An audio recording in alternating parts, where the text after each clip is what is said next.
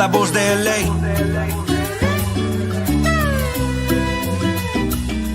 It's like una galaxiana, come and kick it with us. I bring the bossa nova beats and talk the club that we love. Another year to adjust, and Will Kuntz we all trust. 6 titles in the cabin, tell a hater shut up. Mirar al horizonte con el cielo morado. Llegamos al estadio como siempre lo hago. Es la nueva temporada, ya cumplí 30 años. Rezándole a San Pequi que no dé al travesaño. Que repartan los balones y no sean tacaños. Que regrese el contraataque y que le hagamos daño. Un saludo para Robert, hermanos ecuatorianos. Que la táctica de Ananda nunca sean en vano. Si se trata de mi gala me levanto temprano. Ver el fur en verano, en el pasto tumbado. Siempre estoy a tu lado, en cualquier resultado. Vamos Galaxy, on top is where I gotta be. Chilling in the canopy, staging like a winery. Goles during rivalries, brew from the refinery. Only want the finer things, we letting you know. Lo que pasa en la galaxia, ready, let's start the show.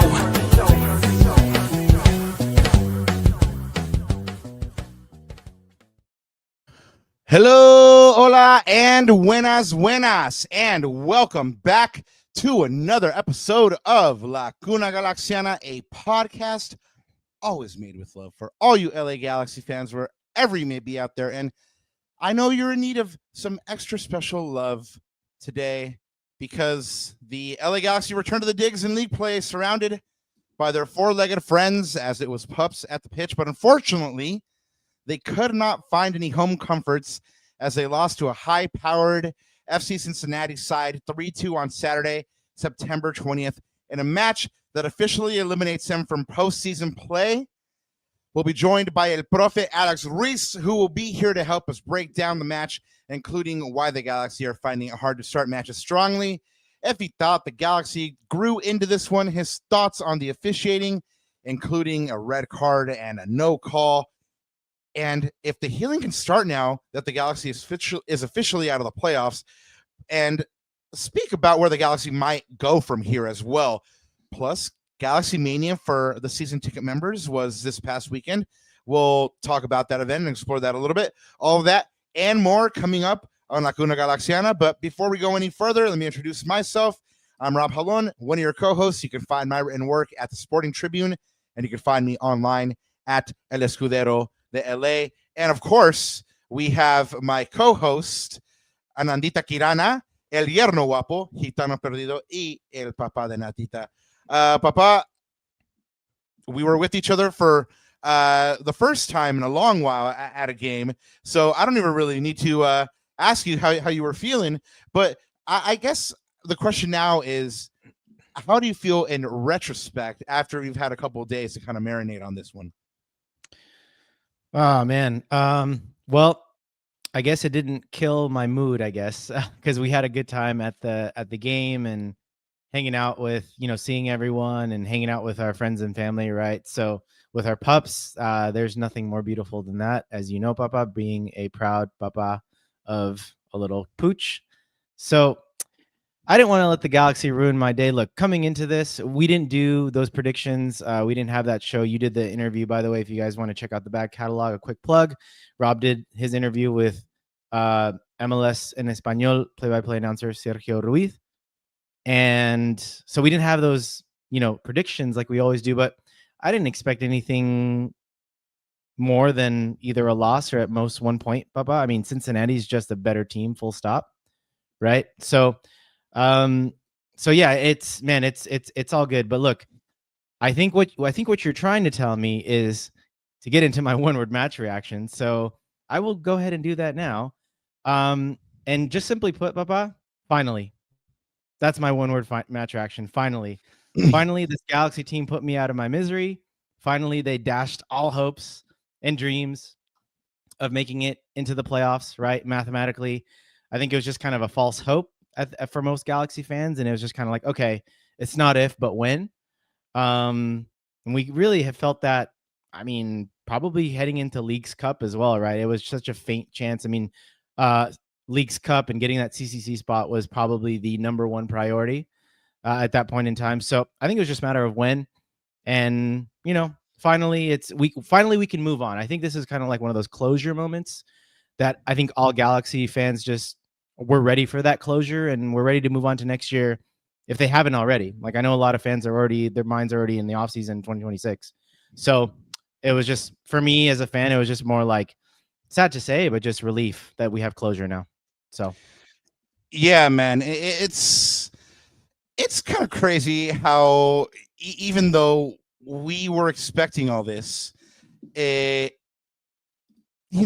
still jars. It still makes you feel a certain way because it's official, and unfortunately, it's one of those things where you try not to care. Like we've talked about it a bunch of times. Like I've said it a bunch of times. Hey, I'm kind of over it. It is what it is. And when it happens, you're like, man, that does kind of suck. So yeah, I mean, I don't know. We've been doing the one word thing, but it really is just like not even a one word. It's more just like a feeling of just like resignation of just being like, well, it is. Yeah, nada, and this is where you want to be putting on a bunch of Chalino at 2:00 in the morning and just knocking them back and stuff like that. But Modelo hours. Modelo flowers, but yeah, like I said, I mean, we've known this forever, but it still sticks in the craw. It still hurts just the same, and it is what it is, man. But anyway, do you got any of that good housekeeping to get into before we get into our wonderful guest of the day? And that's where the peeps are really here. That's why I'm here. Yeah. Well, you guys can always follow me, block me, or stalk me at Ananda Galaxiana. Of course, both of our handles are right there on the screen for everyone watching us on YouTube. And of course, you can find us on all of your socials at Lacuna Galaxiana. Just wanted to say what's up to everyone watching on X, everyone watching on Instagram Live. And if you want to have this chat interaction, I know there's no chat interaction buttons on those platforms. So go ahead and check us out on YouTube. Join the conversation, join the chat. I was going to say drown in your miseries and your sorrow with the rest of us. This is probably the 30th installment of Sad Foo Hours this year. I've lost count at this point, but it's been a Sad Foo season. I think everyone in chat could attest to that. But you know what? We're here, Rob. This is like, we do this for the people. We are here. We've always said this is a public service. Again, eerie shades of 2023. But again, it is what it is, right? Just not a good look. But we are here, of course. And what else am I missing, Papa? Super chats. So if you guys need to get something off your chest, if you want to help donate to this teeny tiny pod, go ahead and hit up those super chats. Help us get us to 6 super chats for those 6 MLS Cup, because at this point, the 7th ain't coming anytime soon. As not this year at the very least. But as we know, your luck can change, your fortunes can change in this league very quickly from season to season. So let's hope that happens sooner rather than later. And of course, Papa, como siempre, antes de olvidarme, buenos días, tardes o noches, y bienvenidos a otro capítulo de Sad Foo Hours of the 3rd season of Lacuna Galaxiana. There you go. Yeah, it's been a lot of that this year, but we've still had a lot of good times. I mean, I remember, our guest of the day, El Profe, I remember when you were gone one day, him and I co-hosted the show. He's the only official co-host that we've ever had that's not been you. So it's going to be a pleasure to bring him back and kind of get his thoughts on the season since we last spoke, and of course la peleacita que él grabó, and all that kind of good stuff. But I can't wait for that, bro. I can't wait for the tweets, my guy. I can't wait for the tweet. Profe always making the headlines on X, Papa. Always making the headline. Last year was with Ricky Chisme, and now he's always up in there. So, well, kudos to you, Profe. The word on the street is that him and Ricky made peace, and now they go out for coffee regularly. And actually, they're in a book club together. They're reading War and Peace. First time for Ricky, actually. Anyway, I want to give a quick shout out before we bring on Alex, because dale. We have these moments, experiences that kind of like, make us remember why we like the sport and stuff like that. And I had one of those moments this past weekend. I took the day off from covering the game. I pick one day out of the year. I and I take the moment to just kind of enjoy soccer again. And I had the good fortune of being with some family from Ecuador. It was their first game, and I took family around, and my brother-in-law specifically, and so I just got to say shout out to everybody that he met, everybody that showed him love, and felt him, made him feel welcome. A shout out to Lars, ACB, and Outlaws, and the IAGs. Big Heck and the IAGs definitely showing a lot of love, and he had his first Jaeger bomb with the IAGs, so he was having a good time. But anyway, shout out to all them, and that's what you get pretty much at a G's game. You get that as a community. So also we do have to alert you to an event by El Primo, Big Matt, and the Comets are going to be throwing the White Party. And I think this is the second year, right? Somebody fact check me on that one. But this is the second year in a row that the Comets are doing the White Party. That'll be Saturday, September 27th at 4 p.m. Wear white. You're going to be listening to 2000s throwback jams. Sheesh. And there will be a Comets t-shirt drop. So that's I don't know if that's an exclusive, but it might be an exclusive that there's a Comets t-shirt drop. So go ahead and watch this space. Go ahead and watch the Comets socials for more info about that event and how you can score that t-shirt. Hey, not even gonna lie, who cares about the Galaxy game? I'm there for the 2000s throwback jam. Sheesh. Yeah, man, for real though. I do love me a 2000 throwback jam. VCFC, man, I don't even know where to go with this, man. Like, I remember a couple weeks back we were talking about, they're in second place, or the feel-good story of the Galaxy Sphere. I mean, they've just hit a nasty skid, and the recent one was a 4-0 heavy walloping by Town FC. Like I mentioned, they were at one point fighting for first place. Now they're in a tight race to make the playoffs. They're sitting on the cutoff at 38 points in 8th. That's the final playoff spot. Their next match is against Sporting KC 2 on Sunday, September 28th at the Willie Roll. And then their last home game is on Sunday, October 5th at 1 p.m. versus Colorado Rapids 2. Go show those boys a lot of love because, these are critical matches for them.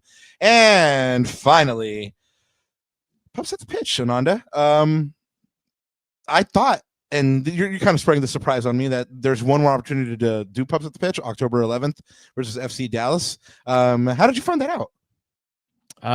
On LA Galaxy's website. Yeah, I guess I just wasn't attuned to that one. Guys, I just took over the reporter duties for this podcast officially. So, definitely, the last time I looked at the branding for this, they were like, "This is the last opportunity," so they definitely. Yeah, I just went to the Pups at the Pitch page, and there it was. And I'm trying to put this out in the ether so that one of our dogs can be like the poster child for Pups at the Pitch for the next one. So I'm putting this out there. Of course, that's my lovely little Natita. That's la sobrina de Roberto. Yes, mi sobrinita, and I also got to take my son to Pups at the Pitch for the first time. They are. Look at the primos. Look at the primitos. Yes, the cousins were doing a good job of teaming up and barking at the dogs that were walking by them. Absolutely, La Patrulla Canina in full effect. And this is kind of what I was talking about. Like, this is it was a rare opportunity for me to just kind of like, hey man, this is why I love the sport. Just like, getting to watch some soccer and stuff like that. But it was a good time. And yeah, man, I hope I get to do it with young Kobe every year. I mean, he was much better than expected. So he was good. He was good. Yeah, if you guys haven't done, I was proud of the son. I was proud of the boy. But if you haven't had an opportunity to do Pups at the Pitch, I highly recommend it. It is a lot of fun, and getting to see all the little doggies and all their Galaxy fits is cool. Yeah. Speaking of cool fits, one man who never disappoints with his fits. I mean, this cat for our anniversary show came suited and booted, just looking dapper. And I was like, damn, son, he got when you have Lacuna at 8, but the GQ modeling session at 9. Right. So anyway, he was nice enough to pull up once again with us here on Lacuna Galaxiana. Let us introduce you once again to El Profe Alex Ruiz. Profe, Alex, thank you so much for being back with us, man. How you feeling? Hey guys, how's it going? Yeah, really excited to be back here. It's been a while. Really glad to just talk LA soccer with you guys. And I mean, what a year, man. The last time I was here, I remember me and Ananda doing Los Galacticos videos, and wow, man, what a year it's been. Yeah. Well, hey, Rob, real quick before we get going there, I was actually going to say for a little. What do you think of this segue, Papa? This is totally off the rails, but you know what? It is. We're trying to cheer ourselves up. Okay. I was gonna be like, speaking of someone who has that dog in him. Welcome back, Alex Ruiz. I like that one too. I could have gone that way as well. I like it. I know you like your segues, Papa. So I had to throw that one out there. I love my segues. I had to throw that one out there. Papa, Alex, you know how we do here, man. One word match reaction for this match against Cincinnati. All right, so I guess the one word I can kind of think of, being at that game, and it felt at times that the Galaxy were kind of in it. It also felt at times that it was going to be a blowout. But in my opinion, I just thought, for me, it was disappointment again, considering the Galaxy had chances to really, really caused problems for Cincinnati. I mean, that back line, you're able to get in behind so easily. There was moments in that first half as well where if there was just an extra body in the box to touch the ball, maybe you get a goal, maybe you change the game state. But yeah, 3-2, I mean, on a night where you get eliminated from MLS Cup playoff contention and a night where you maybe could have won the game, that's one of the things Greg said. Felt like there was an opportunity to really get, a point at least from this game, but it is what it is. And it's just been that kind of year. It really has. I mean, there was a lot of moments in this one, looking on from the berm as we were, that the Galaxy would take a shot and they just weren't even getting those lucky bounces, Alex. Where just a couple matches ago we saw, a couple of shots, Seattle shots, just get parried right into the path of Danny Musovski. Nothing doing here. There was a couple of shots rebounding back into the box, but they would all seem to go to Cincinnati players. So, it's a match in which, we came into it, at least Ananda and myself, knowing that the Cincinnati is a very, very good team. And I even called that 3-2. However, I'm still, like you said, disappointed because there were chances in this one for the Galaxy, right? Yeah, I thought so. I mean, you look at how dangerous Joseph Paintsil was on the night, just getting in behind multiple times. You look at, Gabriel Peck, getting in his favorite look, which is cutting inside on that left foot. That goalkeeper was giving up a lot of rebounds. And if you just had an extra, like a striker, an actual real striker, someone with instincts in the box, you probably get an easy tap in. So I very much felt like offensively, like they were going to get chances, and eventually you did have Mauricio Cuevas score, that consolation goal at the end. Good goal, by the way. I really hope that doesn't get overshadowed by, the result and everything else that happened on the night, because he's been really good this second half of the season. But yeah, I mean, it just shows the Galaxy, just missing something, missing that extra, danger. They're going to face Dejan Joveljic this weekend. You're really missing a guy like that, guy with ego in the box, a guy who isn't afraid to, afraid of the spotlight, to be the main center of attention there. So it was just a game where I felt like the Galaxy were missing some of that character. And again, good performance, I thought, without, Marco Royce, without Nascimento, two of your most dangerous attackers and two of probably the best players in the second half of the season. So, I mean, if it's a moral victory, but at this point, it doesn't really matter. I mean, the season's over. Games like this are going to be forgotten. And again, it's just a moment of what if, just like the rest of this year. Alex, I have a quick question for you. Actually, before I have a quick question, let's put the super chat, Rob, from friend of the show, XPH, Papa. XPH, what it is. Thank you. Super chat, Big 35er. Thank you, Papa, so much for supporting the show. He says, hey, Rob, Ananda, and Alex, make sure to check out the Galactic Tribune and support Alex. Puts out great content. I second that 100%. Question for all three, not to bury the lead, but who has more pressure in 2026, the players or the coach? Rob, you want to take that one first? I gotta think it's a great question, right? I mean,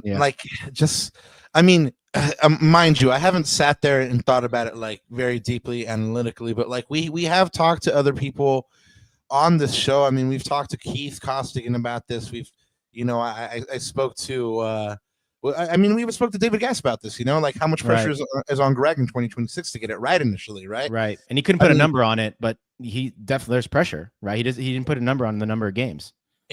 In my conversations with Sergio Ruiz a couple of days ago, he goes, 2026 is going to be a Galaxy year. I mean, they're going to come back and really, storm up the charts again. And, if for whatever reason that doesn't happen, with Ricky Pooch back, and you got to know that Will Kuntz is working behind the scenes to retool this team, to re-up, and if all that happens, and Greg doesn't get the results, and you got to think there's got to be a move made quickly.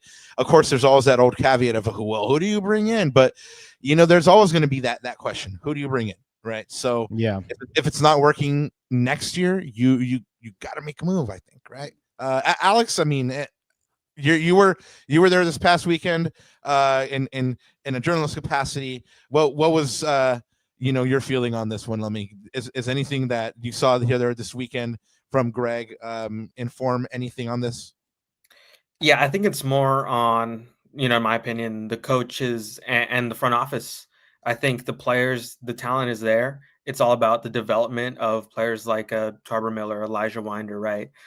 Guys who are starting to get more minutes in MLS. Can they be impactful players off the bench?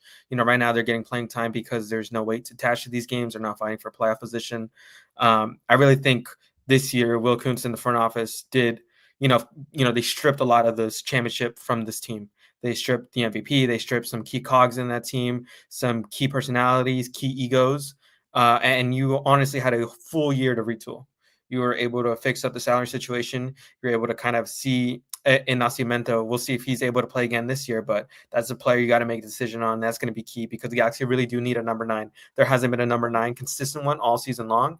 And last year, that's what the Galaxy had in Dejan Joveljic. Whether he was scoring goals or not, he was always a danger. He was always a threat, and he was always a presence in that box. The Galaxy do not have that at all this season.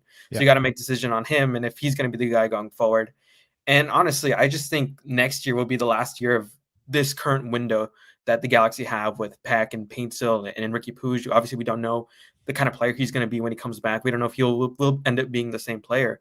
But I think if you're Kuntz, you have Marco Royce for one more year, right? Yoshida for one more year. You kind of have to go all in again, like you did in 2024, because these guys aren't getting any younger. You don't know the futures of Peck or Paintsil, if they're going to be happy, a year from now, right? Maybe for Peck, if there's that desire to go to Europe, or Paintsil, maybe if there's, something else on the table for him as well. And obviously with Ricky Pooch, it feels like you're going to have him for at least a couple of years, given the severity of his injury. So yeah, I think next year is going to be very big on the front office and coaching staff to maximize the most they can of this current window, of this current, despite them not being good. I still think it's a championship caliber team. You get everybody back, you get everybody focused, you cleanse the palette for next year. I think there's a genuine shot to be contenders again, because you're going to have Royce, you're going to have Peck, you're going to have Paintsil, you're going to have a potentially new striker, or keep Nascimento for year 2. You're going to have Pooch back. You're going to have the key leaders that you had in 2024. It's just about rebuilding that again. And I think next year is going to be that last opportunity to be in that championship window. Ananda, play devil's advocate real quick. Yeah. Come at it from the other angle real quick. Come at it from the which players have real pressure to deliver in 2026. Well, I think pound for pound, you got to start with the DPs, right? And I think I was going to ask Alex this question, because I think I know we've had like footballing conversations like offline, and you have a good sense for just eye test versus what you see in the stats.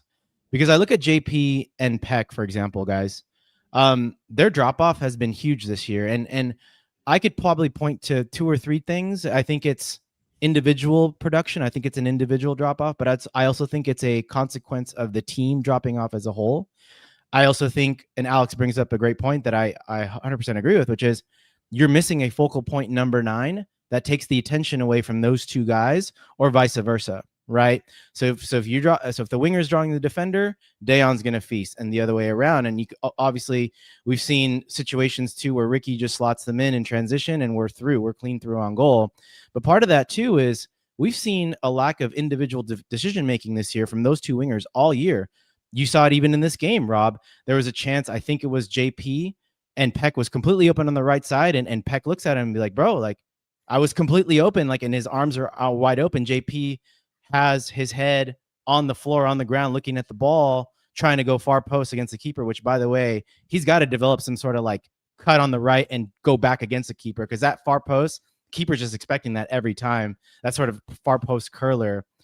But that's the thing. Like, I look at the DPs right away, and then Ricky, look, I'm going to have confidence that he's going to come back, but you just never know with an injury if he's going to be that same player, especially the type of player that Ricky Pooch is. So I think from that standpoint, Rob, being the key players on a salary cap sort of system and team, and those guys make the most pressure is going to be on them. It's not going to be the fringe guys. It's those three, because the team goes as far as those three take them, as we saw last year. Of course, luckily we had 4 DPs. We kind of cheated in 2024 because Dejan basically produced like a DP and he's getting paid like a DP this year. So it's like we had that advantage, but for me, it's the DPs, man. Huge pressure on them next year for sure. Well, before we get into this game proper, guys, because let's just say it, pain. We're going to try to cleanse the palate with sunshine and rainbows and butterflies, but Galaxy version, which is the Galaxy season ticket member event, which was called Galaxy-Mania this year. There was lucha libre, there was players, there was signatures. Ricky was out there in full effect, making people smile with his hair looking so fine. And here we got a couple of images for y'all of this event. Seems to be people lining up for that player signature. There was, like I mentioned, lucha libre. There was a petting zoo as well. I saw a fantastic picture of a Joe Tutino with not only trophies but also the petting zoo. So that's a lot of fun. And so anyway, it's kind of cool that the Galaxy players and Galaxy org was willing to go out and do this in an atmosphere in which there's a lot of disappointment. And so it's really nice that they're out there still showing face and still trying to do something for the community that's going to kind of like bring a smile to their face. This definitely brings a smile to my face. Lord knows I love that man, Joe Tutino, and even more so posing there with all this silverware. So that's probably one of the sexiest pictures I've ever seen. And then you have this lot. So I don't know if anybody is in chat that was there. Let us know what your favorite part of the Galaxy-Mania event was, what lot you were in, if you were in green lot or white lot, or whose group you were in, if you got any good signatures there. But you have this group. I know that Mauricio Cuevas and Edwin Cedillo have mentioned a bunch of times that they're really close. Yeah, man. So like I said, anybody that was actually at the event, go ahead and let us know what that was like for you. El Primo, Common 76, got to meet Marco Royce. Yeah, so that's got to be kind of cool. Yeah, and then as if that wasn't enough, if you were there, you got to see a Corner of the Galaxy live show, right, with the man himself, the Podfather, Josh Gessman, and we have the judge, Sophie Nicolau, here in this one with the championship belt. Damn true. So I don't know, gents. I know I wasn't there. Ananda, I know you weren't there. Alex, were you there at this one? No, unfortunately, I wasn't present at that, but it looks like a lot of fun. Honestly, like you said, Rob, just great for the Galaxy to put this on for the season ticket members. Great event to just be with other fans, to be able to interact with players. Obviously, it's not been a great year on the field, and I think it's just great to be able to kind of have these community events where you have, Lucha Libre, you have, I think it was the petting zoo, you have, Josh and Sophie doing their thing as well. It just felt like the perfect opportunity and the perfect moment to kind of just celebrate being an LA Galaxy fan despite the circumstances. Yeah, like you said, despite. But it's cool that you had Diego out there, and I really wanted to see, after I saw this picture, I wanted to see a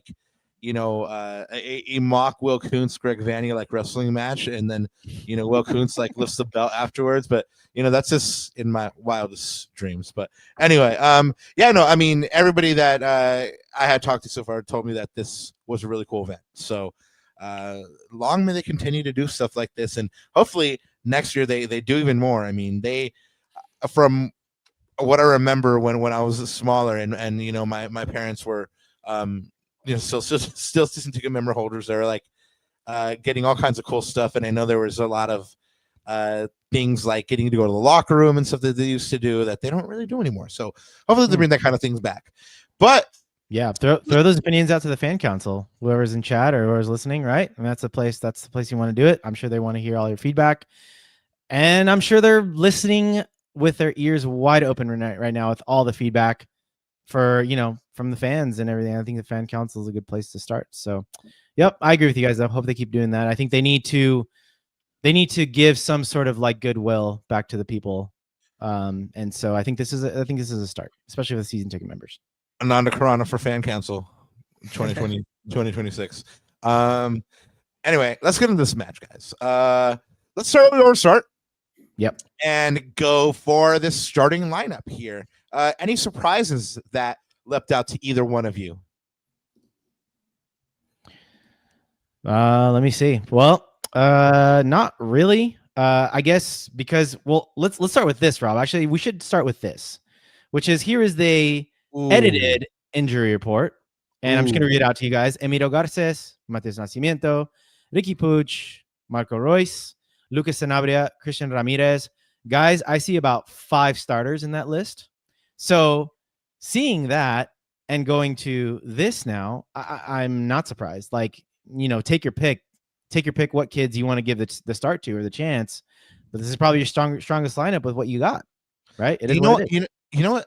Which one surprised me? And feel free to push back on this one, but Joe 13 Cool says no Winder, not even on the bench. So I don't know, Profe, if you or any one of our callers had a chance to ask about Winder in the post match, but that's what I was surprised by. I was surprised that he didn't get to start over Parenthe because he had been playing over Parenthe in the past couple of matches. And of course, Greg said that everybody was going to get their shot, but he was putting a nice little run together where he had been consistent. So I wonder why. I wonder why no Winder, not even on the bench. So that was kind of my surprise out of this whole lineup. But yeah, you're right, Ananda. This one is pretty much kind of like who's available, right?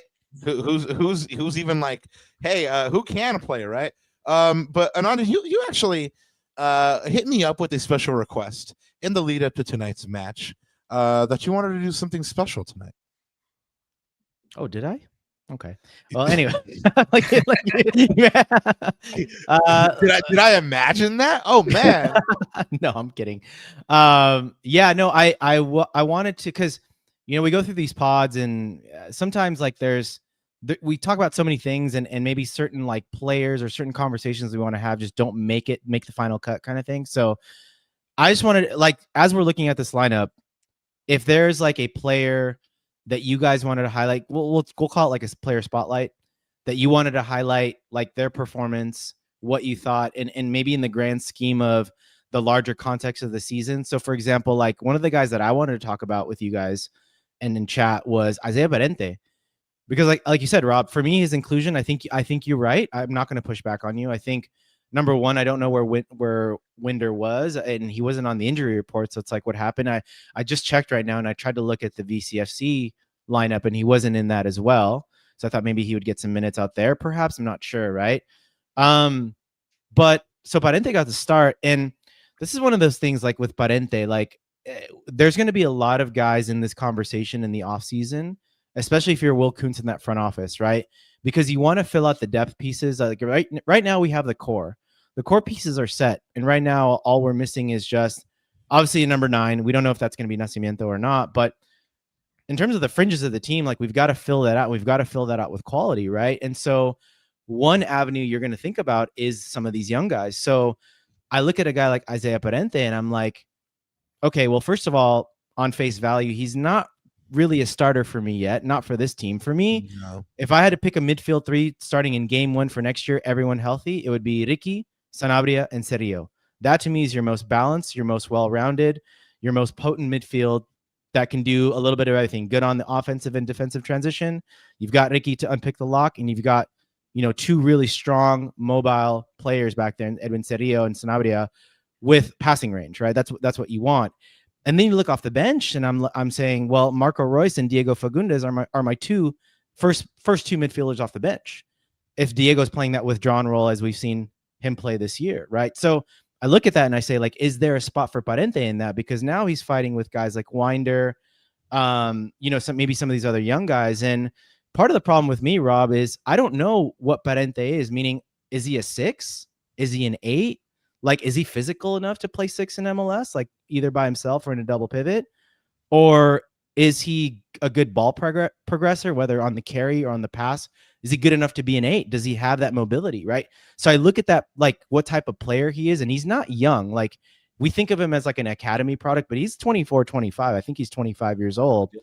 So he's at that stage where he needs playing time. He's only started. This is the first game in, I think, 5 or 6 that he started, and he's only came off the bench twice. So he hasn't gotten very many minutes.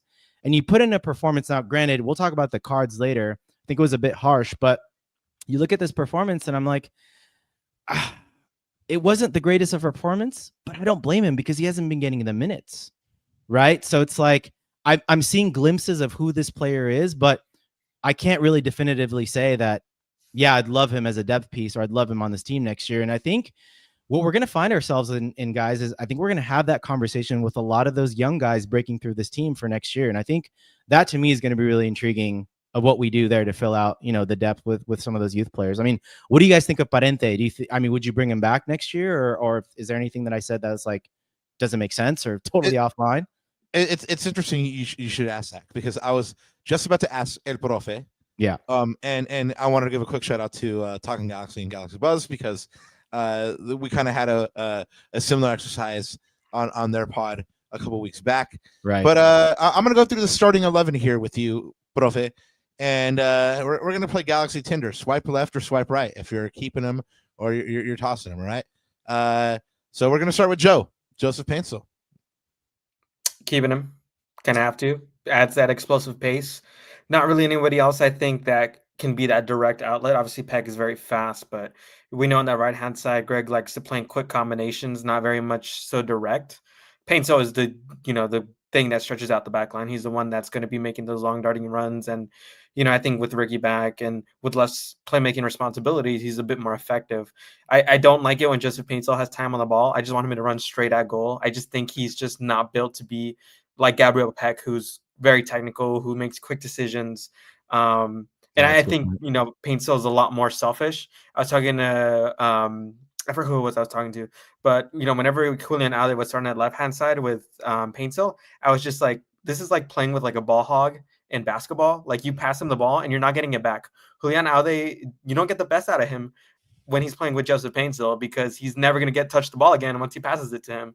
And it's just one of those things where it's just like, is that something that, like, a bad habit that he's just picking up this year with, more responsibility, with obviously more need to be dangerous without Ricky? Or is this something that with progressive playmaker like Ricky and with Royce both on the field, this is something we'll see less of? So Paintsil for now, I'm keeping, but I think if you start to see these negative tendencies, you're going to have to ask that question later down the line.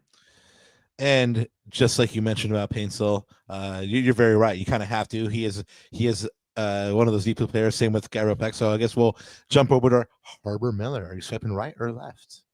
I love Harbor Miller. I think this kid is really talented. I think the work rate is the most impressive thing about him. Is you're going to see him running up and down that pitch, not giving up on a single play. And there's multiple times in the game on Saturday where he's just fighting for balls, even if he has like a 1% chance to get it. Like, he has that energy.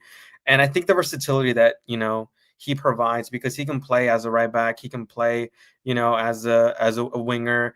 I think right now the best position for him is as a wing back, considering just the work rate where he can go up and down the field. I don't necessarily kind of view him as like a lockdown defender, but I mean, he's a guy that's going to cover ground, that's going to, do his best to be in front of a guy. So I think he's going to be an interesting project in the next couple of years. And obviously with Mickey Mane getting older and Mauricio Cuevas kind of taking on that mantle in the next year, I think you're going to really need to see him grow, and you're going to see him, start to find a place for himself on the squad. The man who kind of launched this whole exercise here, Isaiah Parenthe, swiping left or swiping right? For me, I'm out on Parenthe. I think we've seen enough of what he can do. Parenthe is one of Greg's guys that he likes to bring off the bench pretty often over the last year or two, right? Kind of like how Daniel Aguirre was at the start of Greg Vanney's tenure, and you just didn't really see that growth from Aguirre, and I don't think you're seeing that anymore from Parenthe. I think he's kind of at his peak right now, I think, which is, a guy who can be a body in midfield, a guy who can move the ball around, but he's not necessarily going to be a game changer. I mean, obviously he's not a guy that's expected to be that, but when you're talking about MLS, you need to get as much as you can for every player that's on the roster, every player that's taking up some salary room. And I think you've kind of just peaked with Parenthe.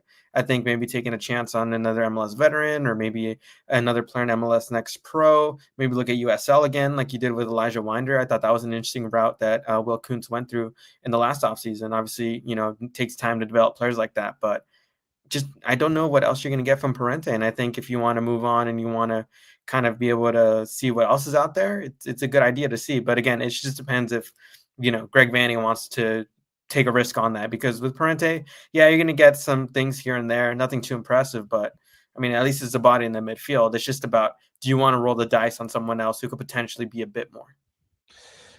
And then we go from a guy that's typically thought of as one of the youth players, even though Ananda correctly pointed out he's in his mid-20s, to one of the experienced men in the lineup, Diego Fagundez. Are you swiping left or swiping right? And before you answer, consider that you did report on him several times this season, get into the scraps, so you got to watch your back. This one's a complicated one, but my decision is mostly made on salary cap reasons. I'm out on Diego Fagundez for 1.2 million. I think you can invest that in another player. I think this season's been, really tough for Diego, kind of having to play out wide at the start of the year, kind of playing as a 10, and then kind of transitioning now to, box to box 8. I think that's a little too much to ask for a guy who's, 30. Obviously, he's still got some ability on there. I mean, he created 6 chances in this game against Cincinnati, so he was still providing an impact. It's just the number part of it that I don't like. And I think that's going to be the most important thing about this offseason is he has an option for next year. Is the club going to decline that and try to negotiate something else? Or is he going to potentially going to be like, I'm going to, try to cash in as much as I can for the rest of my career? Obviously, being 30 and the soccer career isn't that long. So It's interesting. But on the numbers perspective, I'm out. But from the guy he is in the locker room who, talks to everybody, who's a leader, who's somebody that, you can't question his effort on the pitch. Like, I would keep him. But numbers wise, it's very hard to make that argument when you consider it. Yeah, no, definitely. We've talked about him specifically a couple times on the pod, and at that price, it's like you can't right at that price, because there's other players that represent better value for money, but just like he's still a good player. He has that presence in the locker room. I mean, I'm like, hey, him and his agent and Will Kuntz got to get together after the season and go, hey, let's work something out, man, because I feel like he's a really, really good piece for this team, because he's so versatile. Like you said, it wasn't fair to him this year to ask him to do that. And it's not really fair to him, but that's the kind of player that Diego has been for this team. He's been a leader that's stepped up and, done whatever Greg has asked him to do, whether it's been playing on the wing, whether it's been playing that 10, whether it's been playing now this new role of a box-to-box midfielder, which I feel like he's been doing pretty damn well. Like Ananda said earlier, what his starting lineup would be, and he chose the Sanabria. I personally would have picked Fagundez based off his performances recently, and just his ability to link up the play and create chances. But this is, of course, living in a world in which Diego Fagundez is a Galaxy player next year. Alex, you're very right. There's a lot to be discussed with this option, and whether the Galaxy are going to decline it and try to figure something out for next year. Well, we know that Edwin Cidio is under contract, but we have a couple of players here. Not Chris Randolph, because he just signed one, but John Nelson is one that is in question here. Alex, swiping left or swiping right? I'm keeping John Nelson. Good guy, a lot of effort, a lot of motor, sneaky athletic. So yeah, I think he's going to be the type of guy that, good presence in the locker room, and depending on if Aude is still here next year or not, he's a good player to have as a backup or a potential starter. Again, he's not a guy who I think is ever a liability for the LA Galaxy. Like, there's not been one game, I think, this year where I'm just like, yeah, that was on John Nelson, or, John Nelson was the clear weak link in the back line. The guy fights, the guy does everything he can do. Obviously, we know he's offensively limited, But I think, you won a championship with him starting at left back. So Yeah. I'd keep him for sure. Good guy in the locker room. And honestly, like, he keeps the floor of the left back position pretty high. Maya's under contract for next year. However, I have heard people calling for the Galaxy to buy out 2 center backs this offseason. And so what do you think, Alex? I mean, I believe I've heard you say that it's your opinion that Maya regressed a little bit this year, but has he regressed enough to the point where you say, all right, we need to completely start over here in the center back position? I think it's just interesting because we all know Yoshida is so much better with Ramiro Garces next to him. You kind of make up that athleticism there. And I think that's the big key talking point about Maya Yoshida over his last couple of weeks is like, hey, he's not had his normal center back partner who complements him perfectly. And honestly, in my opinion, I thought Yoshida had a good game against Cincinnati, some key interceptions, key blocks. I thought he was definitely in form for this game. And going up against, strikers like Brenner and Denke, like that's a good sign to see. And I think an emotional part too, as well, is like, hey, he's the leader. He's the guy you guys lifted the 6th cup with. I mean, it would be pretty sad to end off his LA Galaxy career this way after a really bad year and kind of maybe not getting that moment of recognition from the fans if you just cut him, in the middle of the offseason. So I think definitely one more year for sure for Yoshida. I mean, he just has one more year left on his contract. Compared to Zanka, I don't really think he's been that much of a liability or had those, moments. Right. Those not top 10 moments, Sports Center moments, right? I think Yoshida definitely still has something left in the tank. And again, I think you kind of, if you want to, like I said earlier, still compete and you still believe you're in that championship window, like Yoshida is a championship captain. You got to keep him. Yeah. Let's go ahead and wrap it up here with Mickey, you so fine. I mean, same thing with John Nelson. I just think he keeps the floor high at the right back position. I don't think, he's been a real liability this year. I know a lot of people have been very critical of Mickey, but in my opinion, I think losing Mark Delgado is the reason why he's not been as effective maybe this year, or maybe not been as had as many contributions offensively. It's just that he and Mark just knew how to rotate and cover each other's positions. I remember writing an article last year just how perfectly and how in sync those guys were, whether it was Mickey going forward, whether it was Mark going in that, right back kind of slot and attacking that space. They knew each other very well. They knew how to read each other's movements. And he's had Cerrillo, he's had Sanabria, he's had Parenthe, he's had Diego Fagundez. He's had a lot of guys playing in that position. And I think that's one of the reasons why he's just not there at the moment. I think if you're able to develop Sanabria, Winder, or someone else, and play consistently, you're going to start to see that familiarity, see that rotation of movement. And again, it's just one of those things where you kind of break off what made Mickey so successful and taking away Mark, that it also affected Gabriel Peck, because we know a lot of times this year when the Galaxy are playing on the right-hand side, teams just know how to defend them well or know how to kind of disrupt them. The Galaxy love to attack down that right-hand side, and obviously the numbers prove that goal-wise, it hasn't been the same compared to last year. So I'm still keeping Mickey. I still have hope in Mickey. He's not a guy who, last year was super athletic and a guy who relied on that. It was more about the width and positioning, and I think he still has that.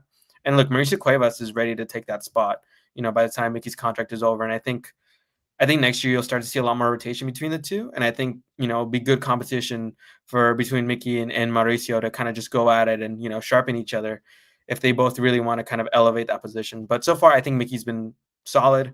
I just think they did a lot to, not help him have as good of a campaign this year compared to last year. And what a guy for Mauricio Cuevas to learn from, right? I mean, a guy with tons of experience, a guy that's a quality back. So, I mean, for the most part, I feel like we're pretty aligned on those. Alex, you mentioned writing an article. Go ahead and hook yourself up, baby. Plug yourself. Where can we find you? Where can we find you on the interwebs? I mean, most of the chat already knows, but for those of you who don't, go ahead and let them know. Yeah, so you can find my coverage of the LA Galaxy on the galactictribune.org.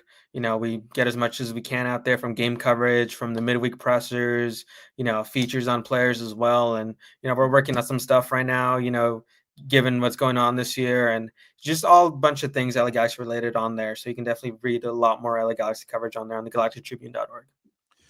Yeah, you guys heard it here. And it's so convenient because it comes directly to your email and you can just go, oh, thank you so much, Profe Alex. This is convenient. It comes right to my email. So you're having your morning cafecito, you're reading a little Galaxy article written by El Profe, and you're having a good time. It's a good way to start off your day. And then you hop in your car, and then you throw on Lacuna, and it's, you're like, hey, this is a nice tranquil way to get to work. But to do that, you got to go ahead and subscribe to this pod. Shameless plug for us as well. And Ananda always tells me, did you know that 1/3 of the people that listen to this pod don't subscribe? So let's go ahead and change that. Let's go ahead and make Ananda wrong and go ahead and subscribe, and of course, like Ananda said at the top of the show, if you got something to get off your chest, hit up the super chats, and you have El Profe Alex Ruiz, who will answer any burning question that you have. Any question right now. Any question. And ask him anything. All right, so let's get into this game. For you guys that didn't catch this one, Alex said it at the top. I mean, there was moments that the Galaxy were in this. There were moments where it felt like they were getting completely played off the pitch. And despite, battling, they, against one of the better teams in the East, they did fall 3-2 at home on Saturday night. But they really didn't make it easy on themselves either, guys. They were down 1-0 within 10 minutes. And, of course, it was self-inflicted damage as Edwin Cerrillo played a pass under pressure to Diego Fagundez, who was pressured off the ball. Cincinnati gets the ball to Evander, who just was incredible in this one, plays a peach of a ball to Echenecchi for the 1-0. But we've mentioned the Galaxy were in this one. I mean, they had chances. Peck hits the post 5 minutes later. 5 minutes after that, Paintsil busts his favorite move and cuts in on the right and hits the curler and forces a really good save out of the Cincinnati keeper in the 20th minute. But against the run of play, just 10 minutes later, Cincinnati scores again. Denke holds off Nelson, who then turns and gets the ball to Evander. And I feel like this one is another moment by Cerrillo where he gets caught lacking because he doesn't track his runner, who ends up being Evander. And Evander plays in Brenner, who has a clear look on goal for the 2-0 early in the second half. Paintsil gets one back for the G's, though. He gets that rare Joseph Paintsil header, meets Diego Fagundez' cross at the back post and heads home for the 2-1 scoreline. And that, of course, is Diego's 78th assist as he marches ever closer to that 80-80. Now he's on 77 goals and 78 assists and 420 career regular season MLS matches. Alex is right, though. You see, JP didn't have to think about that. Just flash in the box, one touch, bam, in the back of the net. Automatic. When you just have to do it. I mean, it's there. And we when we saw this goal, we're like, oh, it's a JP header. Look at that. Yeah. And it was souvenir item. Yeah, no, it was really nice to see. But the Galaxy go into the half 2-1, and then they come out of the half, and almost immediately calamity strikes as Parenthe is sent off for a second yellow card, leaving the Galaxy down to 10 men for pretty much the entirety of the second half. And they do pretty well to withstand most of the second half with 10 men and make it really difficult for Cincinnati. But again, you're dealing with a man named Evander who just, I mean, it was funny because Ananda mentioned that he thought they were kind of like a mirror image of the 2024 Galaxy, with Evander playing the Ricky role and Deggy playing the Dayon role and so on and so forth. Again, just really hard to withstand with 10 men against a type of team like Cincinnati. And Evander threads the needle again for Brenner. The two Brazilians go off together, and Brenner gets the 3-1. Rifles past man. Ridiculous player. Ridiculous Patrick of player. assists. Yep. Yeah, no, I mean he was really, really good. But we already knew that. Mauricio Cuevas, El Profe said, don't downplay this goal despite the loss. Yeah, this one was nice by Mauricio Cuevas. It was really, really good patience. I mean, if he could add this to his bag regularly, like maybe like if it just becomes that threat where he has to keep defenders honest, that creates so much space on a potential overlap on the backside right there, man. So this is a really nice goal by Mauricio Cuevas. That's his second goal of the year and third of his MLS career. So congratulations to him. But let's get into some questionable refereeing decisions here. Alex, there's at least 3 moments that I can think of that were just terrible moments by the referee. Greg mentioned that these yellows on Isaiah were kind of difficult because he wasn't given the best balls here, but he gets that second yellow, gets sent off there. Ananda made the case to me that it wasn't really his fault, that Maya gives him a terrible pass there that he kind of has to lunge in for. How do you see it there? Yeah, I thought for that second one, it's just a 50-50 ball between Parenthe and whoever the Cincinnati player is. Both are going at it. Obviously, yeah, it's a foul. But is it yellow card worthy? I don't really think so. I mean, it's not like Parenthe had his studs up like crazy. Obviously, there's a follow through. But both are going for a 50-50 ball. And I think, look, I'm not a official. I don't have the laws of the game memorized, but in my opinion, that's a 50-50, and you have to let that go. I mean, both guys are fighting for the ball. Both guys are trying to win a pass, an errant pass. So in my opinion, I just thought that was tough to call that the second yellow card. Obviously, it sucks more considering he got his first yellow card, I think 4 minutes into first half stoppage time. It's kind of one of those things where it's like, if you just, were a little bit more conservative to end the half, especially deep into the stoppage time of the first half, this situation could have been avoided. But it's just one of those nights as well where just everything was just mounted on the Galaxy. I mean, they walking out on the field, they knew they were already eliminated from playoff contention. Obviously, they knew that beforehand. I mean, I think a lot of the guys are real and knew their situation, but I mean, it sucks to go out there kind of knowing you're playing for nothing, knowing nothing really matters anymore. But yeah, just that moment I think was very questionable. And obviously, there was another moment later in the game that was, I think, even a bit more questionable. Ooh, are you talking about the moment in the 54th minute where Joseph Paintsil gets taken out by Hanlon on a 1-versus-1, and he's basically the last player, which could be a red card worthy play? Is that the one you were talking about? Maybe, but yeah, pretty much that's the one that comes to mind. I think everybody in the stadium was kind of just livid after that. I remember looking down from the press box and just seeing Greg Vanney kind of lose it for a second, scream at the fourth official, and then sit down to calm himself down on the bench, which I thought was hilarious. And did he get a yellow for that, or did he got a yellow for something else? Yeah, he got a yellow for I don't know if it was after that play, but there was a series of challenges and no calls that Greg was frustrated that day.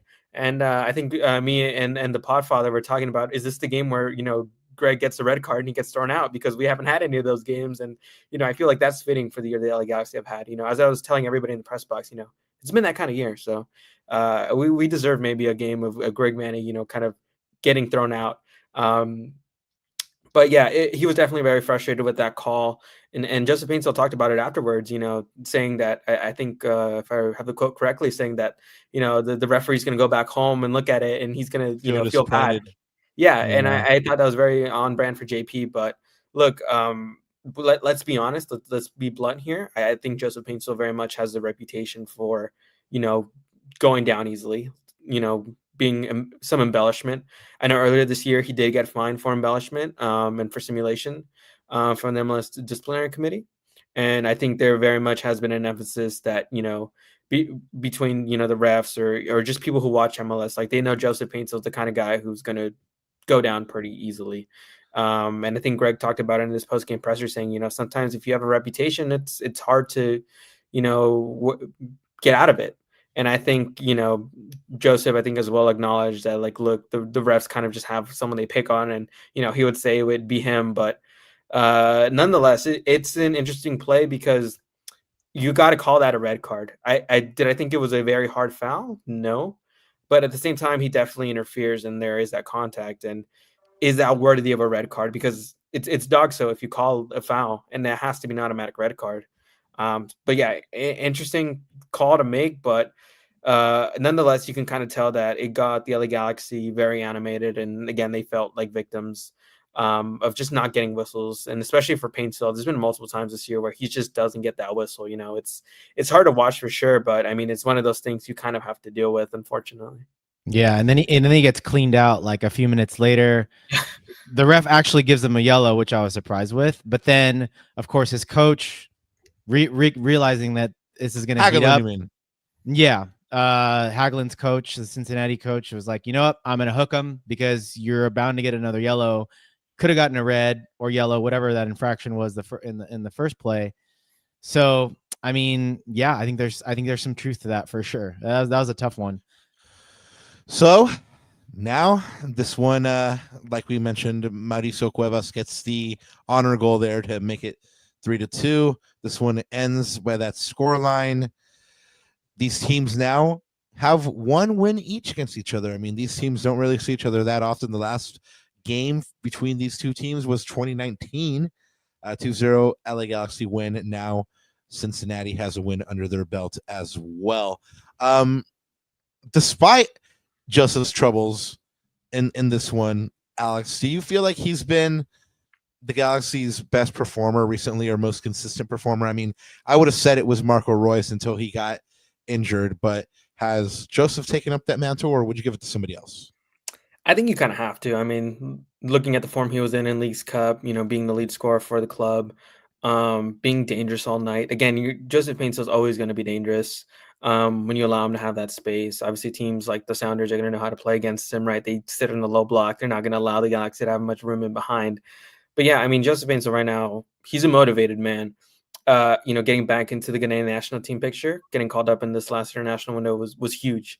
And obviously being a year away or less than a year away from the World Cup, you want to be able to stay on that radar. You want to be able to make a mark. And Paintsil talked about it post-game, just the honor it is to represent Ghana at the international level. And, obviously the national team isn't, they had that failure of not qualifying for AFCON. So the guys aren't going to have to worry about losing Joseph Paintsil in the winter.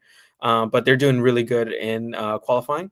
They're top of their group in Africa, and they have a real shot of getting automatic qualification, not having to worry about those playoffs, and being able to play here in the United States next year. So yeah, he's definitely motivated to be on that roster, and obviously the Ghanaian team in the attack is stacked. If you look at Semenyo and Kudus, very good players playing at a high level. Good one, man. So yeah, so Paintsil very much wants to remain in that picture and at least be part of that World Cup squad, because players like Semenyo and Kudos, they're going to be starters no matter what, given the pedigree that they play at and just how good they are. So yeah, I think he's motivated to put up goals and assists and just find ways to be impactful, because World Cups don't come too often, and I think Joseph Paintsil very much wants to be able to kind of not travel too far to play in next year's tournament. Oh, that'd be killer, right? If there was a couple Galaxy players on different rosters, that'd be really good to go catch these cats play in the World Cup. But Ananda, you've been doing the one key stat here, but what else do you have to tell us about in the stats world that would reinforce that 3-2 scoreline that we saw? Yeah, let's just run through the box score really quick. So you look at the possession, 53-47 in favor of Cincinnati. You look at the shots, though, Papa, on both sides. I mean, pretty even game, right? If you just look at that stat, 23 for the Galaxy, 22 for Cincinnati, 8 shots on goal for the Galaxy, 10 for Cincinnati. But you look at the sort of the effectiveness of those shots. Cincinnati had the better of the chances. You look at that expected goals number there on the bottom, 2.6 to 1.4. And you look at even, remember how like we were saying at halftime, and I wanted to support this with stats. Like I said to you, I looked at you in halftime, and I was like, we're getting inside the box. Like we're getting in the opposition box. We're getting chances in there. Some of the looks haven't been, actually a lot of the looks weren't clean enough, but we are getting in that box, right? It wasn't like the games against Seattle, for example, right, Rob? So if you look at shots inside the box, the Galaxy had 17, Cincinnati had 14. But again, it's the quality of the chances. The one key stat for me from this game was big chances. Cincinnati had 4, the Galaxy had 1. So, and that's honestly for me, like more so than the finishing, I think it's the cleanliness of the looks. Like the Galaxy have struggled this year without Icky Puig, especially, to get really clean looks on goal, and without a poacher like Dejan, who used to get criticized for scoring tap-ins. Well, boy, would we love those tap-ins right about now, right? Okay. So that's the thing. Like this year, it's just been a little bit more laborious to get those clean looks off a goal. And that's really been the Galaxy's thing this year. And of course, another thing that's been the Galaxy's thing this year, Rob, is giving up the first goal, which I know you have a stat on that, right? Yeah, no, I mean, it's crazy. I mean, the Podfather has the ultimate stat, like the one that says like, when the LA Galaxy give up the first goal, they're this, and this, but this is the second game in a row that they fall behind 2-0. Individual mistakes, again, no surprise there, but the Galaxy have not scored first in a match since that 3-0 win over Colorado a couple of months back. And they have only scored first in 8 league matches this year. So they've consistently been on the back foot all year. Greg talked about it several times, that it's really hard to get anything out of games when you're constantly chasing them and you're constantly having to come from 2-0 down. And so I guess by that same token, I have to kind of give this Galaxy team credit for actually making this one kind of interesting, because at 2-0 down, I thought that it was going to be a 4-0, 5-0 game. And, they did fight back. They showed a lot of heart to actually, like I said, make it interesting. Joseph gets that headed goal. They had plenty of good looks at goal. They should have and could have done better offensively, and they should have had more. And like I mentioned a little bit ago, they were defensively resolute in much of the second half, virtually all of the second half until the very last moment. And they did so playing a man down. Virtually, for us, Ananda and I, we couldn't even tell that it was a man down, because I found out a little bit later that night when I looked at the score lines. But one of those nights, huh? Yeah, Yeah. well, we were at the, we were where Josh was, right? And we were talking to a bunch of people, blah, blah, blah, and we came back to the berm at like 55 minutes or so. Oh, okay. So we had completely missed that play, and I kept looking at Rob's second half. I'm like, Rob, like, are they cutting us just as easily as the first half? But now I know exactly why. But that's the thing, like, so when we found out after the fact, we were like, oh, like, that makes a lot of sense, but also fair play. Like, we didn't even notice that we were a man down. Right. Yeah, I think that's one of the conversations we had in the press box too. It's like, do you notice that they're missing someone? Like, and that's another thing too, is like Cincinnati, this is a team that wants to be an MLS Cup contender, and you're kind of have your backs against the wall going against a 10-man LA Galaxy. Like, that's one of a red flag for me, in my opinion. So, but yeah, kudos to the Galaxy for being able to be competitive despite playing a man down, despite losing a number in the midfield. Right? I mean, Greg Vanney didn't necessarily make a substitution right away to add an extra number in the midfield. The Galaxy just went with it with Cerrillo and Fagundez, and kudos to those guys for working their tails off to at least give the team a chance in that second half. Yeah. And, kudos to Mitrovic, who, I heard the commentary that he perhaps could have done better on the first goal, debatable, but he did have 7 saves in this one, and he had a lot of really good saves in this one. So he keeps the Galaxy in this one again, and gives them a chance to be competitive and get something from this one. Unfortunately, it doesn't happen. The Galaxy dropped this one at home, 3-2. They are officially eliminated from playoff contention. Finally, we are out of our misery, everybody. It is now official. And the Galaxy are eliminated 4 games early. Like El Profe Alex said, it must be difficult to be playing these matches now for the Galaxy, that they literally have nothing to get out of these ones. At least October 1st, there is a trophy to play for. But even if the Galaxy do go out there, somehow find the will, somehow find the way to, win these final last 4 games, get maximum 12 points, they could only finish on a max 33, which still makes it officially the worst season in LA Galaxy history, points-wise. Chat, is this the worst LA Galaxy team ever? Data says yes, but I personally don't believe that's true, based on the talent on this team. But again, the numbers don't lie. But chat, let us know what you think. But in all this, looking at this worst season ever and stuff like that, fans understandably have a reason to be upset. It's been a tough year, and in the post match, you took video of a confrontation between Diego and a fan. Walk us through this, man. What happened there? Like, what'd you notice was going down? Yeah, so I think one of my things I like to do whenever I'm at a game is, to steal from Bill Simmons, right? Be the body language doctor, kind of see how players interact when they come off the bench, kind of see who kind of, maybe is not in a great mood, kind of just how people interact with the coaching staff, especially in a year like this where it's not been very successful. You kind of want to see, who kind of shows that hard, who kind of just looks like they're mentally checked out, and, who kind of looks like they care. And, with Cerrillo and Fagundez both coming off the field, both walking towards the bench, This happens because the fan is shouting something at Edwin Cerrillo. Edwin Cerrillo, doesn't take lightly to it. Mind you, this wasn't directed at Diego Fagundez at the start, so this wasn't something that was meant for Fagundez. This was something meant for Edwin Cerrillo, because Cerrillo looks back. He's not the type of guy to interact. It kind of loses composure. I don't know what was said. Obviously, it was major enough for Cerrillo to kind of look back and say something, and Fagundez is paying attention as they both walk to the bench.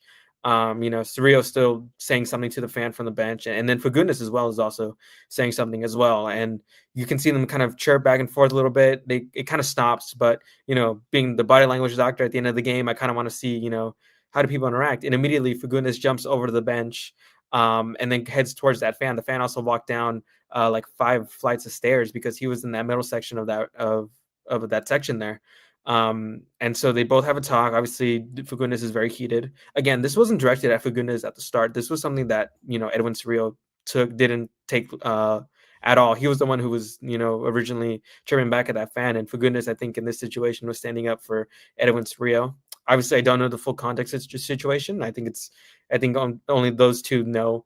But from what I saw, it was more of a Diego Fagundez kind of just telling a fan like, "Hey, cool it." I don't know what he said to Edwin Cerrillo, but this was very much more a kind of Diego Fagundez sticking up for his guy rather than Diego Fagundez, I think, kind of attacking a fan. Because again, this was instigated by that fan. We don't know what was said, but this is more of a situation where Fagundez is kind of sticking up for his teammates. That's, again, I said it earlier. That's that leadership. I mean, you never want to see these interactions between players and fans, but like you said, Alex, there also needs to be a line where players can stick up for each other if fans are acting rowdy as well. So, and not only that, but he was sticking up for his guy. So that's what a good leader does. Man, thanks for taking that video and thanks for walking us through that. Let's go ahead and award Defending the Badge winner tonight. We've been taking it more offline this year for Defending the Badge, Alex, and we have 4 candidates this evening. We have Novak, Joseph, Diego, and Gabriel Peck. Well, this one was kind of hard for me. Novak had 7 saves, second straight 7-save game, negative 0.42 goals prevented. Joseph, of course, had the goal and assist, completed the most dribbles. Diego Fagundez created the most chances, second straight game where he creates the most chances for the Galaxy. He had the assist, 1 clearance, 1 interception. Gabriel Peck hit the woodwork, took 10 shots, had 5 recoveries, and was a real menace for Cincinnati throughout. Alex, since you are our special guest of the evening, who would you say is your Defending the Badge winner? And of course, it doesn't have to be anybody that's currently on the screen. You can go ahead and pick anybody you would like.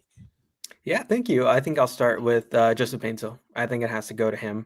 I mean, the guy at the end of the game was cramping up. He had emptied the tank completely. He had been a threat for FC Cincinnati's backline all game long. Obviously, he has the header, has the assist as well to Mauricio Cuevas. It was funny, actually, because when we were talking to Joseph Paintsil, he was talking about how, he just heard Mauricio scream for the ball and that he originally was going to take the shot.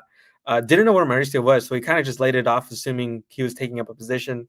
And Mauricio does the rest. So, good for Joseph Paintsil to kind of not play hero ball in that moment, kind of allow his teammates to be able to kind of have that moment. And I just thought he was the most dangerous player on the night. Good night for him. And again, it just shows the quality that he can provide.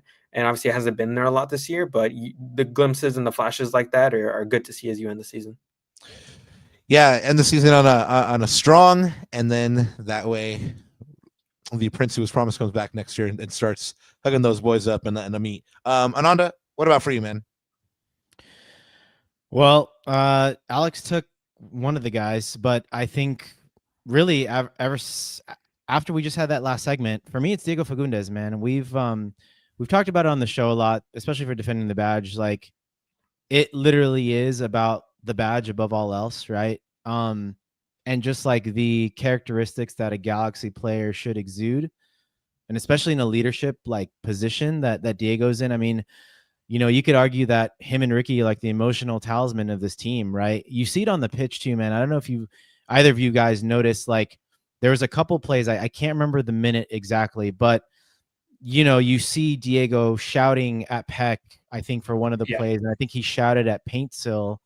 and he's trying to direct traffic and trying to, I don't know what was said, but clearly it was probably something along the lines of, man, you've got to, look for your teammates, or let's kind of like play this as a team, because we're going to work better together than we are individually. Right. Like it had that, of course, in his way, like he was barking instructions, but that level of accountability on a championship team is something that you need, man. It's like, you need that thing. Now, granted, we're nowhere near a championship team this year, but you need those types of characters that will hold people accountable, Rob.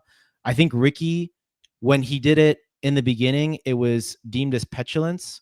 But then over time, when he did hold his teammates accountable and he held himself accountable, I think it was deemed as, more inspirational and inspiring, and more of that leadership role, like lead by example. And I think that's what Diego is. And then you look at, like, we talked about him, like he's got that dog in him, right? And he's the first person to defend and stick up for his teammates, whether that's from the other team or whether that's from our own fan base.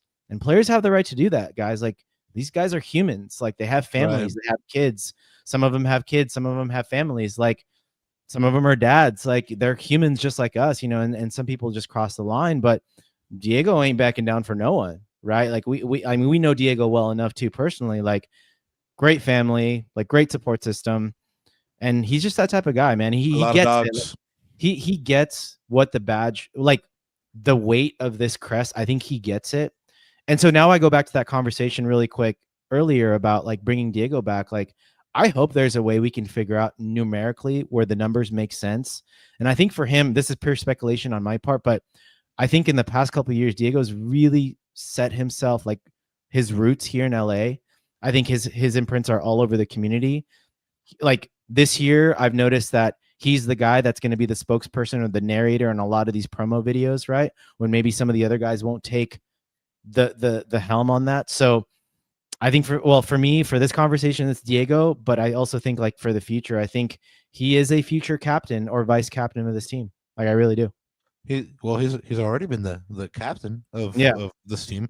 And yeah, I mean, I'm not going to keep it contrarian. I mean, you could give it to either one of these guys, and I'm going to be a jerk and not commit to either one of them. I'm going to give it to both of them because I'm giving it to him for different reasons. Joseph for his hustle and his heart on the pitch to get his goal and his assists, but more than anything to like you said, Ananda, not Ananda, but like you said, Alex, to play through pain, play through those cramps and stuff like that, and then Diego for exuding those leadership qualities for the badge, for like you said, keeping people accountable, Ananda, which is something that you need to do. So I'm going to pick both of them, and I can do that because it's our show and we made the rules. So if you guys need to write a letter or something like that, you guys know we're file a complaint to lacunagalaxiana@gmail.com.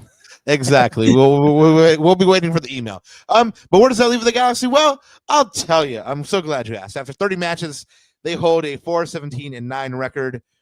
They are just 6 goals away from conceding 67 goals. They're at 61 that they conceded back there in 2023. So 37 goals for. They're on 21 points, 0.70 points per game, negative 24 goal differential, 15th in last place in the West. And like I mentioned, officially eliminated from the playoffs now.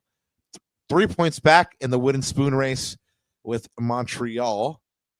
They do have one game in hand. So if the Galaxy can manage to overtake Montreal, then they will have avoided the wooden spoon. So there is at least that.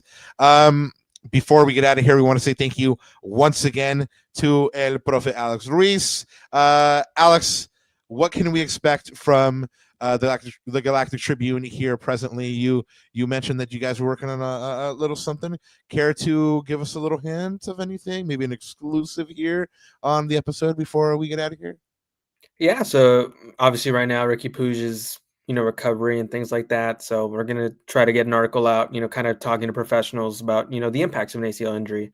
was it the right decision to kind of sit him out? How does it impact a player, especially a player like Ricky, who's very twitchy, makes quick cuts, quick movements, things like that? Kind of more of the medical side of things to kind of Ooh, I like understand it. maybe this decision, the Galaxy's decision to, be very, conservative and cautious with him because, obviously this was a big talking point of the year is will he come back, will he not? And obviously Galaxy made the decision that he will not. So diving into a bit more of that side as well. And obviously, covering the rest of the season, kind of who maybe becomes the story as the season closes out. Obviously, there's a lot of young players on the team, so being able to kind of cover more characters as well.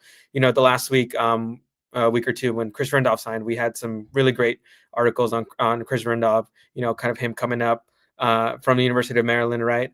Shout out to them, and then also kind of Terps. just his Terps. yeah. Yeah, and then kind of just what Yoshida and the players and the coaching staff had to say about him. I was really excited to kind of put that stuff out. Really kind of dive into players who are kind of breaking through. And obviously, in my opinion, I thought he's been pretty good so far. He's showed that there's some potential. And I think he can, be a good depth piece for next season. So yeah, we're really hoping to do more content like that as the season comes to a close and obviously, cover the rest of the team from now and beyond. Yeah, man, I'm really looking forward to that article with about Ricky's injury. I mean, that's the kind of innovative coverage you can expect from Alex and his team at the Galactic Tribune. Please go ahead and subscribe and show this man some love and support. I mean, we in any press conference that I'm in, that man is in. So I know he's putting in that work, y'all. So go ahead and show him some love. And Ananda, anything to add before we get out of here, bro? First of all, I just want to say thank you to everyone in chat. You guys are amazing as always. So thank you for dropping by. Thank you for showing us love. We missed the super chat, Papa, so I got to shout it out. Damn, did Thomas we? 96 with the $2 super. So Lacuna is the bright spot of the bad season. Thank you, Papa. That's love, Papa. None but love, man. Yeah, you know what's up. But I do want to leave you guys with this, and this is going to be a rhetorical question, so don't answer it, but leave it in the comments. Let us know what you guys think about this. But I thought about this, Rob, before we hopped on, because I looked at the stats, if you will. The Galaxy missing the playoffs officially makes that 6 out of the last 9 seasons that the Galaxy have officially missed the playoffs. So if you were one of those, I'm going to be guilty and raise my hand on this one. If you're one of those people that said last year that the Galaxy are officially back, do you still think that the Galaxy are back? Write that down in the comments below. That's all I'm going to leave you with. That was the debate du jour last year. The Galaxy is the Galaxy back. Is the Galaxy back? Now it's a debate. Now it's a debate. Well, you brought it back. Wonderful. Thank you. Bringing sexy back. Thanks, Ananda. Now I'm not going to sleep anymore. Thank you. JT settings. Man, you're just like some folk out there that need to bring back tiramisu's and stuff like that, bro. Like, no come names. on, man. No names, man. All right. Well, we want to say thank you to chat. We appreciate you guys being here with us. We appreciate El Profe Alex Ruiz being here with us once again. You guys know where to find him, and go ahead and show him some love. And just he's putting in the work, man, and it's good product. He's going to tell you about the Galaxy. He's going to talk to the medical experts, and he's going to show you what's up with Ricky next year. So anyway, mess with them. Go ahead and support. Guys, we will be back on Thursday, September 25th, where we bring you a Galaxy versus SKC pod, a game that reunites the Galaxy with former striker Dejan Joveljic. A week from now, on Monday, September 29th, we'll bring you our Galaxy versus Sporting Kansas City reaction pod, plus get you ready for the Campeones Cup with everything you need to know about the Galaxy's next opponent in that trophy one-off against Toluca. So we can't wait to be back with you guys. And I think there's just one thing left to say, right, Ananda? Yeah, besides subscribe to our pod, hit that notification bell, smash those like buttons. And there's only one thing left to say now. Oh, now there's only one thing left to say. Yes, sir. G